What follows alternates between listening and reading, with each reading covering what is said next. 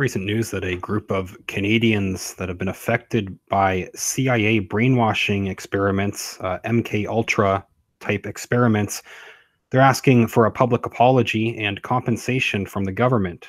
This is coming from the group Survivors Allied Against Government Abuse, and these latest demands come just months after reports and actions taken by the Trudeau government that have been criticized.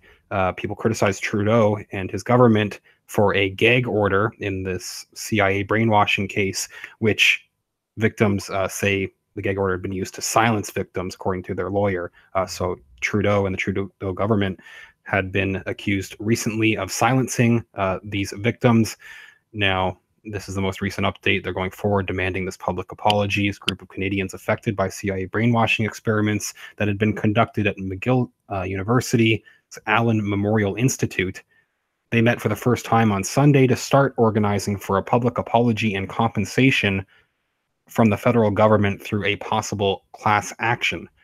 Around 40 people gathered at a Montreal condo to share their stories and support each other. The pain, many said, was palpable in the room. Quote, they give from one of the people at the event. They said, quote, the government should offer an apology, and there should be recognition of the injustice that was done. This was said by one of the patients at the Allen Institute in her teens from 1959. She drove with her husband from Richmond, BC, they say, to attend the weekend meeting. The Survivors Allied Against Government Abuse, as the group calls itself, the report adds, includes both victims and family members of people who were unwitting participants in brainwashing experiments conducted under the supervision of Ewen Cameron, who was director of the psychiatric hospital between 1943 and 1964. So I think some of these victims, unfortunately, have passed on already.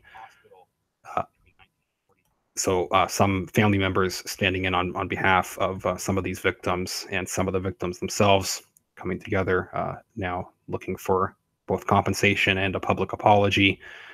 Cameron was the co-founder of the World Psychiatric Association and president of various other psychiatric associations over his career. He ran depatterning and psychic driving experiments that attempted to erase a patient's memories and reprogram them with new thoughts. He tested experimental drugs like LSD and PCP.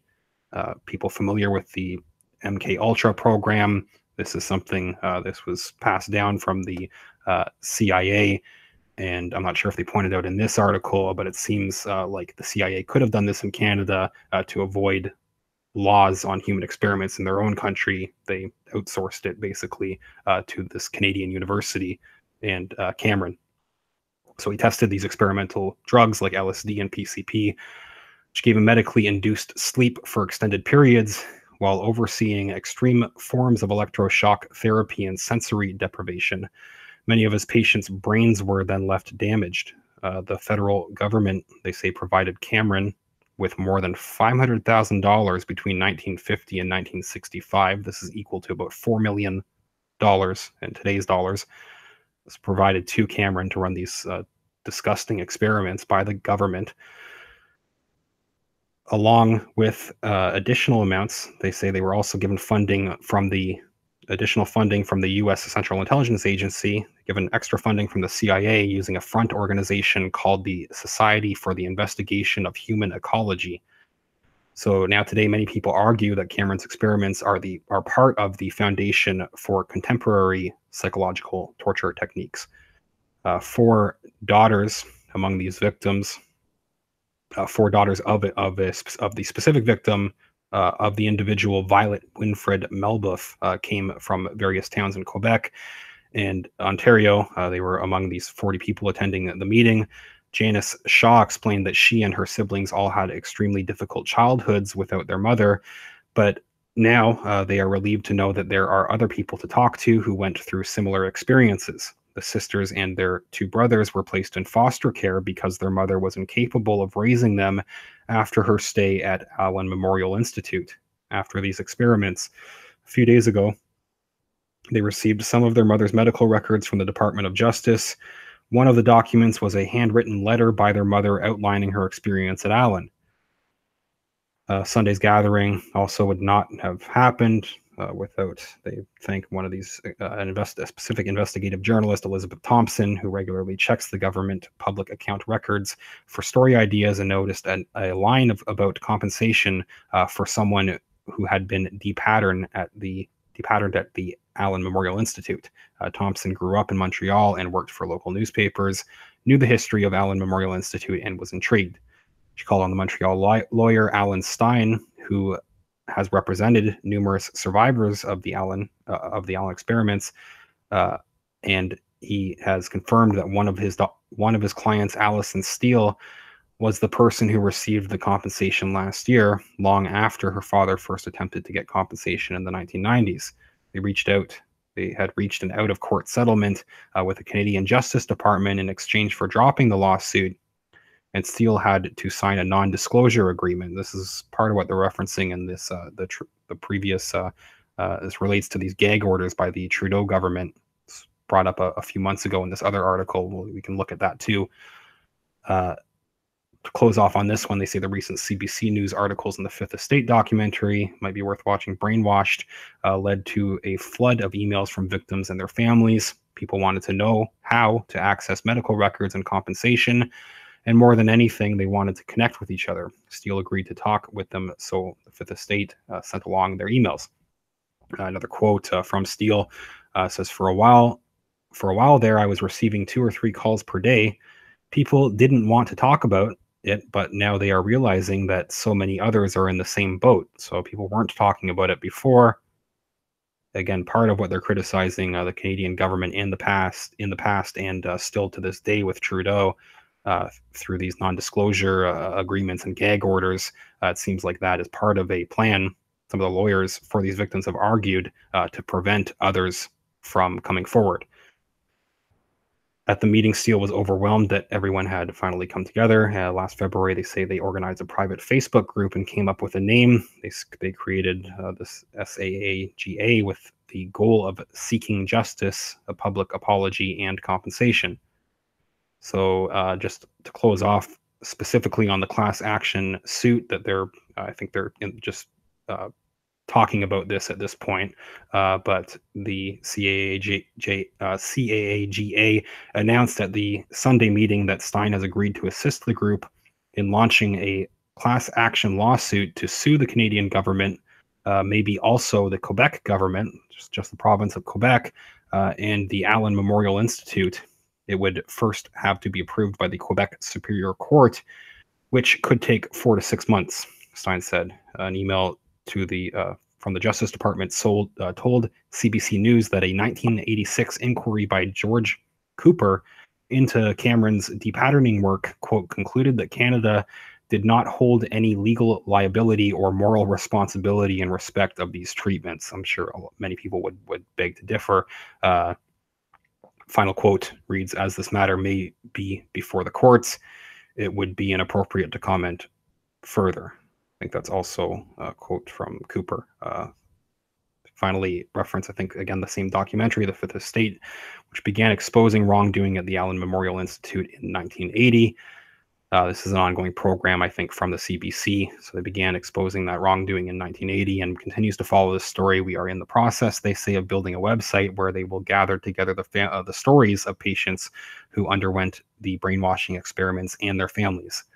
If you would like to share your family's story, they reach out to Canadian victims. Please send an email to amistories@cbc.ca.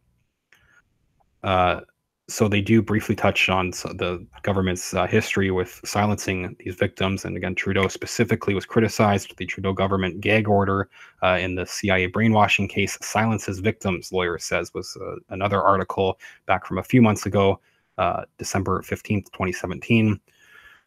And just we can just read the intro to this article. They say 40 years after the revelations that the U.S. Central Intelligence Agency funded brainwashing experiments on unsuspecting Canadians, the Trudeau government is continuing a pattern of silencing the victims, a lawyer for one of the families says. A recent Department of Justice gag order in an out-of-court settlement was designed to avoid responsibility and avert compensation to more victims and their families, said Alan Stein, who has represented numerous survivors who were once patients at the Allen Memorial Institute in Montreal. Stein also told the news outlet that successive federal governments have demanded confidentiality agreements in at least 5 of the cases he has settled in the last few decades. Quote he gives reads, if they hadn't been confidential, and the settlements had the publicity that they should have had, a lot of the victims would have come forward and gone to court. So that's a secondary motive, possibly. At least that's the outcome. That has been the outcome, that this has prevented or delayed more victims from coming forward. Trudeau government's quiet non-disclosure payment in March 2017 to the daughter of a now deceased victim is just the latest development in a decades-old scandal that saw both the CIA and the Canadian government fund brutal science experiments on unsuspecting patients. Another quote from Stein, he says, they don't want to have to deal with more applications. Stein said of the government's requirement that these settlement details be kept confidential and out of the public eye. One of Stein's clients, Alison Steele, brought up in the last article, or the more recent article we just looked at, she was the daughter of victim Jean Steele, also believed that the confidentiality clause imposed by the Department of Justice limited the possibility that future victims might come forward. Why else would they do it? She said, it made me nervous, she said, to even talk to any media. They again give a recap of some of the Cameron experiments. I have a link to both the articles' descriptions. Both the articles are linked in the description of this video. If you want to read in full, let me know what you think about all this in the comments. Again, in a few months, we should see what happens with this potential suit that is going forward from the victims. It sounds like it's going to be about 5 to 6 months before this is approved or not approved. We'll see what happens. Leave a comment. Let me know what you think. Another reminder, I'm over on patreon.com/realityreader. Thank you, everybody that has donated there. Even a few dollars makes a huge difference. It gives me some extra time and resources to keep reporting on this. Patreon.com/realityreader. I'm also on PayPal. I set up a PayPal link, paypal.me/realityreader. You can donate there as well.